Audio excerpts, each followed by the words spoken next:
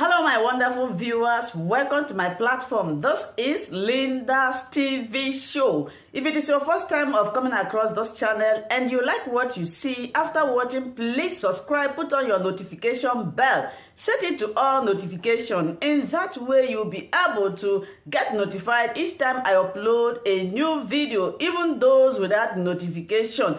Here we react to all forms of videos, international and local. Every Saturday by 2 p.m. we have our interaction section. You are free to call in to air your opinion about the happenings in our society. Invite your friends, share my videos with your families and colleagues. Do not keep this information to yourself. Myself, I will be sitting down here to watch this video together with you from the beginning to the end. Then we'll go to the comment section and leave our comment, our opinion about the video we watch constructively as we watch this video, my people.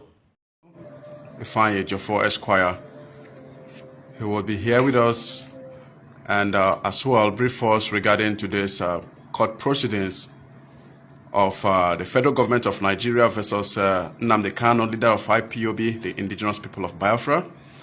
So we are here to hear from the lead counsel of IPOB,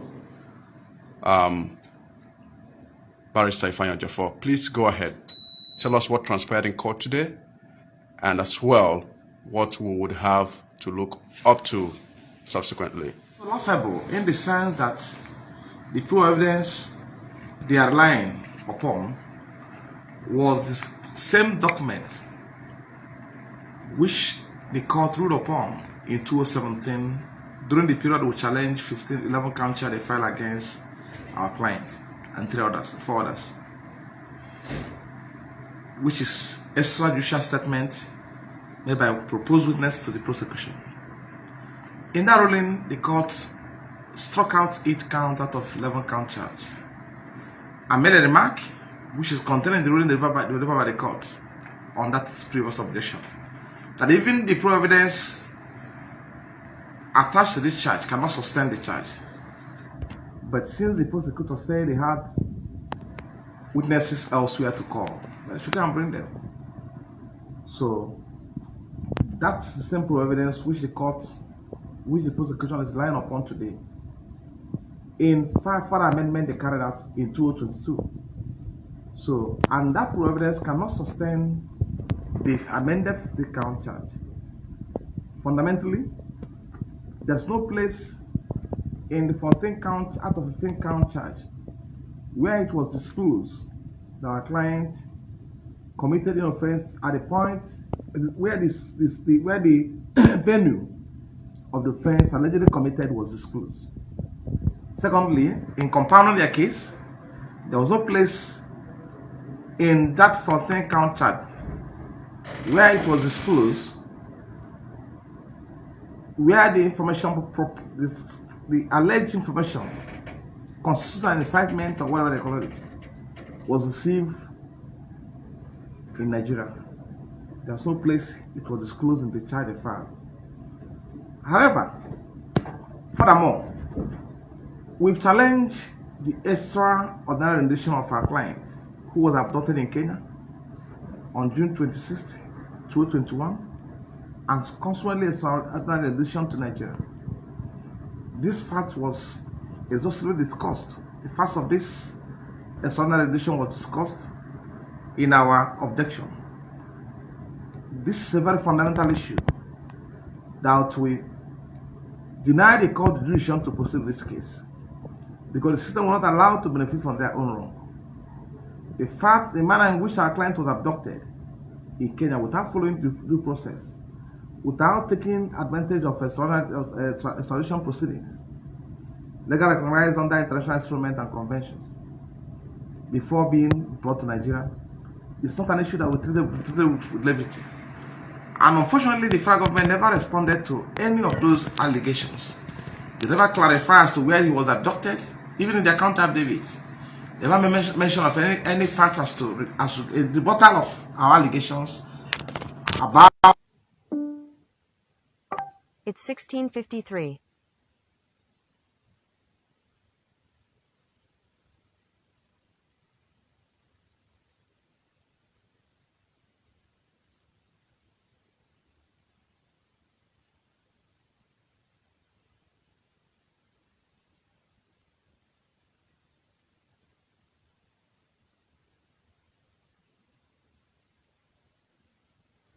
our application, and consequently discharge and acquit our client who has committed no offense unto law. Because we also of the view, going by what we have before the court today, that the evidence attached to the charge, which is the lifeline, which gives the charge life, is not sufficient enough to warrant the calling of our client to enter the witness box established. It's 1654. That we observe. I wish the court would have been invited to look into. So, of course, during the proceedings, you hear the court mention the fact that we raise several jurisdictional issues that will take our time to look into and address squarely. So, and if the court will find our application meritorious on the 8th of April 2022, the court will strike out the charge, discharge our client, and acquit him. Then we'll go home with him. And we're hoping that that will happen on 8th of April 2022. Thank you. Okay, thank you very much. During the justice ruling for today, she made mention of returning leaders' wares, those that were denied of him during the last visitation. Although he made a comment, the justice made a comment concerning the preference of clothing. So we would want you to enlighten more on that, please. Before now, the court made another history. His clothing should be changed before today. We personally visited, since after the last adjourned date, at least three occasions I witnessed the new clothes they were brought for him to change. But DSS never mentioned anything to me. They never told me about the reason why they're rejecting the clothes. Until today, we had it from them in court. I made strenuous efforts to reach the director of Lego at last visit. That was last week Thursday. I was there, and eventually I spoke with him afterwards. He told me that they're going to reach. He want to discuss with the other people involved, other senior officers in the establishment, to take a decision one way or the other. But today in open court, they said it openly that they actually their practice won't allow a certain clothes with a preferred motive, that they want a plain clothes. So which we didn't want to drag far, because our intention is we're not in court for any form of drama. We're in court to ensure that our client is released unconditionally. So we don't want to play into the hands or play into their pranks that will automatically lead to the delay of this case. So we decided to go on with the trial, with the hearing, with the application today. But hopefully between tomorrow and Monday, we comply with the directive given by the court to get plain clothes for him. And so I prefer us getting a clothes for him rather than for them to sew the clothes for him. So that was resolved today, and the court made this an order. So, and our client is delighted that we will change his clothes soon. That's okay.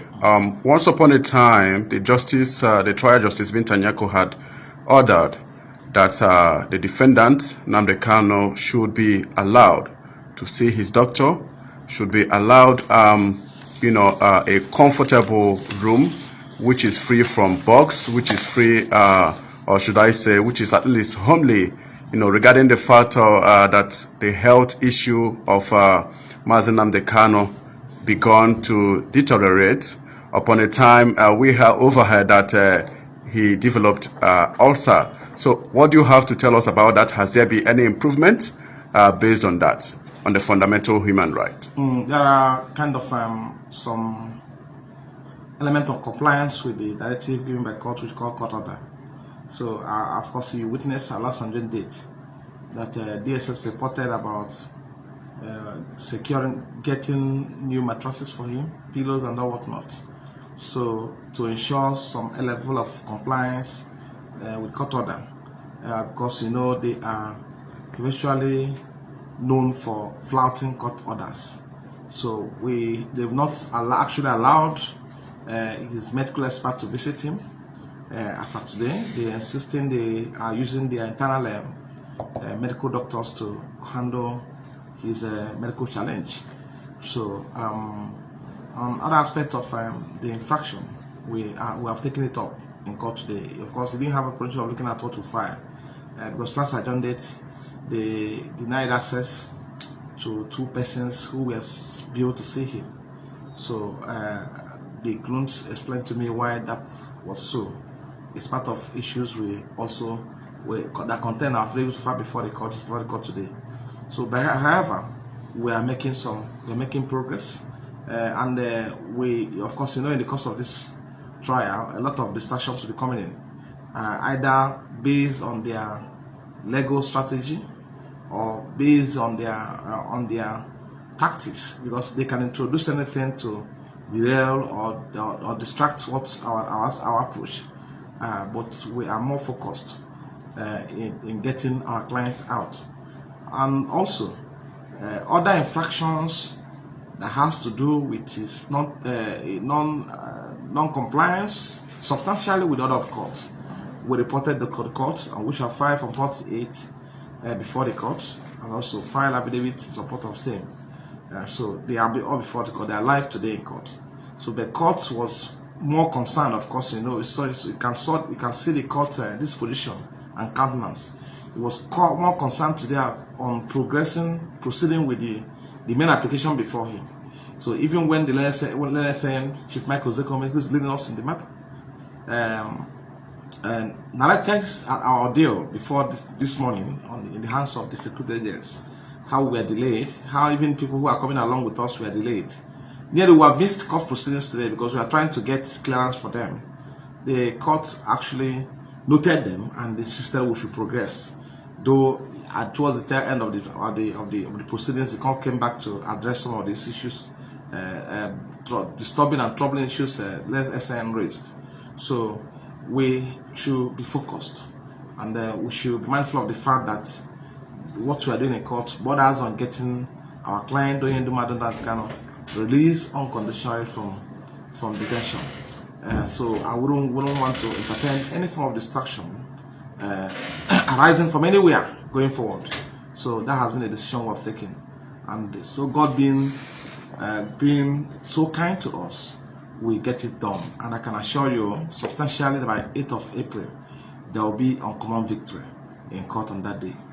Thank you. Okay, thank you very much. Barrister, amid the 34 lines of affidavit filed by your team, I understand the matter of IPOB prescription and the level of being of a terrorist organization was mentioned. I just want you to tell us about that matter so far, because I understand as well it has been in the appellate court for a while. Is there going to be any progress anytime soon? Thank you so much. First of all, let me clarify this. You won't say that the judiciary is not unaware of the fact or the status of the IPOB today. They are aware that there is an appeal challenging the purported prescription of IPOB, which is pending before the Court of Appeal today.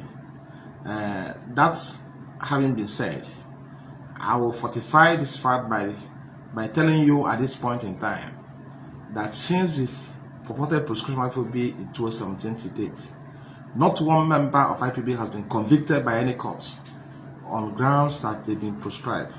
Because at any point in time that issue is in court, we always avail the court of the process to file a Court of Appeal, because this is a subject matter before the Court of Appeal, and it's not expected, parties are expected to maintain status quo pending the court's determination of the appeal. Just like what submission of SN today, Chief Michael Zekome, that assuming that someone is convicted for belonging to IPOB, assuming someone is convicted, that's if you're taking the prescription of having been sanctioned, then tomorrow the Court of Appeal upturn the prescription of IPOB. We'll go to the prison and bring the person back and say, please, this prescription has been changed. The answer is no. So we have severally done it in court in Port Harcourt. I've personally did it in Oka, Federal High Court Oka, Port Harcourt, Umuahia, and named them. And the court upheld my submission to that effect, that the court cannot take further step on the charge that has to do with prescription of IPOB. Because there's an appeal against that prescription, And let me inform the world today, and also by extension, everybody who cares to know, that this appeal has been scheduled for hearing, different hearing, on the 7th day of April 2022. So we had a day before the ruling on our application today. So we need their prayers also, and also your support and solidarity too. So I don't think there is anything, because IPOB has no characters of a terrorist organization. Of course, the manner in which they were prescribed, obtaining a black market order at the wee hours of the night, that reference to us is indicative of the fact that due process was not followed. Because the law is very clear on the character of an organization that can be prescribed, right? So, but that wasn't complied with. So we have submitted our appeal, strongly led in law, and also before the Court of Appeal is coming up for hearing, definitely on 7th of April 2022. So we keep you updated as we progress. So this is why we are challenging the charge, which is count 3 of the amended 15 count charge. That is as the IPOB leader and prescribed organization said no, and that was why he pleaded not guilty to the charge. And the press didn't get it correct, because the prosecution mischievously wants to mislead the public by telling the public that Nnamdi Kanu denied being an IPOB member. He never denied being an IPOB member. What he denied, in fact, is that he is not the leader or a member of a prescribed IPOB, because as far as it's concerned, IPOB is a lawful organization. Don't forget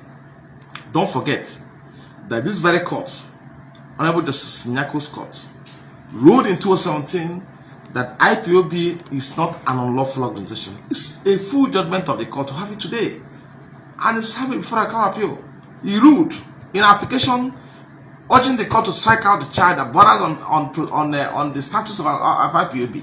The court in ruling said that IPOB has no character of an unlawful organization, and as such, is not an unlawful organization. So that ruling stands today. It hasn't been appealed against. Are you getting me? It hasn't been appealed against. So it's a ruling of the court which has not been appealed against. So we have built our case on facts, we have built our case on law, and we have that belief that God being on our side, we are going to succeed even in court of appeal. Thank you so much. Thank you.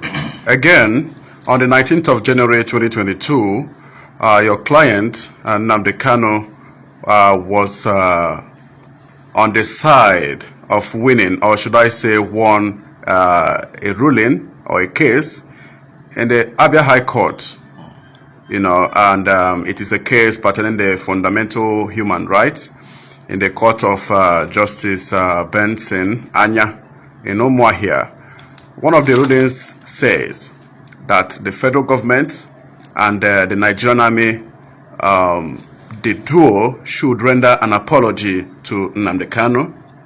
Another says that Nnamdi Kanu be compensated to a tune of 1 billion naira owing to what happened in his home state on the 14th of September 2017. So we want to know hitherto what has happened so far in that regard, please. This is an order of court and a full judgment of the court, and that has been served on the federal government awaiting compliance. And federal government is not above the law. They must definitely comply with the order of the court. Otherwise, certain steps will be taken to ensure compliance. That action was initiated by my colleague, Aloy Jimako.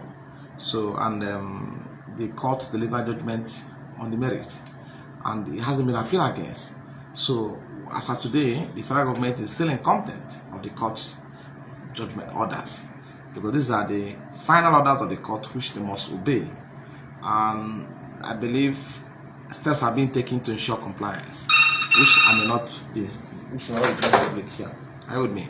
So steps have been taken to ensure compliance with those directives from the court order. It's a full judgment of the court. So thank you. Okay, finally, what do you have to tell the teeming populace of your clients in this regard, and what has happened so far and what is to come? Okay, what I can tell Umuchineke at this point in time, Nnamdi Kanu's followers, people of good conscience, people who are still loyal to him, people who are still resolute and not distracted, is for them to remain resolute and not distracted. At this point in time, a lot will be happening. To ensure people are being derailed. A lot will be happening to ensure that narrative is changed. But I can assure them that victory is ours. Take it to the bank. That I can assure them. They should remain focused and believe that in no distant time, Nnamdi Kanu will be freed. And people will see him live and direct. We are not leaving any stone unturned to ensure that happen. No matter, there's no amount of distraction, blackmail of conspiracy of any kind that will make us to lose focus. Of course, I'm more determined than anybody. So, of course, except a person who has skeleton in his cupboard will be afraid of any form of distraction. I'm not perturbed. I'm not afraid of anybody. Once I know I am on the side of law, and I urge them to remain peaceful, prayerful, resolute, and also to understand when distractors are coming. Understand when people who are paid to distract them are coming, because this is a very critical time. People should advise themselves. This is a very critical time. People should make use of their number 6. This is a very critical time. People should look very well before they leave. This is a very critical time. People should listen with both ears. So that will be my kind advice to them. And I can assure them 100% that Nnamdi Kanu will be released soon. I am hopeful. We are hopeful. We in the legal team are hopeful that sooner than later, Nnamdi Kanu will gain his freedom. And those who have been derailed, we give account of their stewardship. Thank you so much, and God bless. Okay, thank you very much. That was the voice of the IPOB lead counsel, Ifeanyi Ejiofor Esquire, talking to the Biafra Times correspondent Chikwas Onwikbe via the Biafra televisions. And the next adjourned date, as he did put forward, remains on the 8th of April. Thank you very much for joining us. Thank you so much, my wonderful viewers, for watching this video together with me from the beginning to the end. Like I said before, if you like what you see here, if you like what I do in this platform, as you have finished watching this video, please hit that red button that says subscribe and put on your notification bell to all notification. In that way, you'll be able to know when I upload a new video. Share my videos, leave your comments in the comment section constructively. Until I meet your way again in my next video, I still remain your Linda's TV show. Bye-bye.